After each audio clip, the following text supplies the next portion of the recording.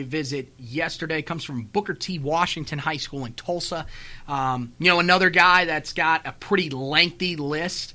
As of right now, they're leaning towards Oklahoma, but it's still very, very early in his recruitment. So a little interesting note that they're starting to get some of these guys on campus, taking a look around. Yeah.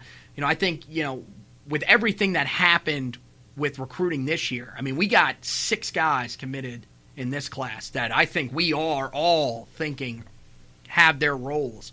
I think recruiting is really starting to get some buzz for Carolina basketball again. Yeah, it's definitely back up. And another thing, Dayron Sharp is now regarded a 5-star prospect. He moved up in the rankings. They rated him up a star.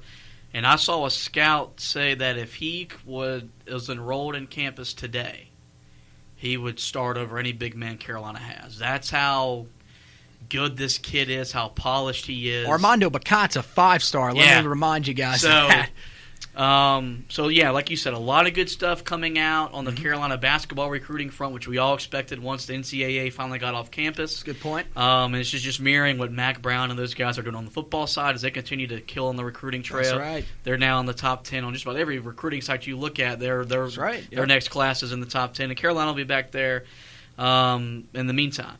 Well, that's going to do for this edition of the podcast. I want to thank Anthony for joining me today for this rather loaded mid-June edition of the Roy's Boys podcast, but it was fun.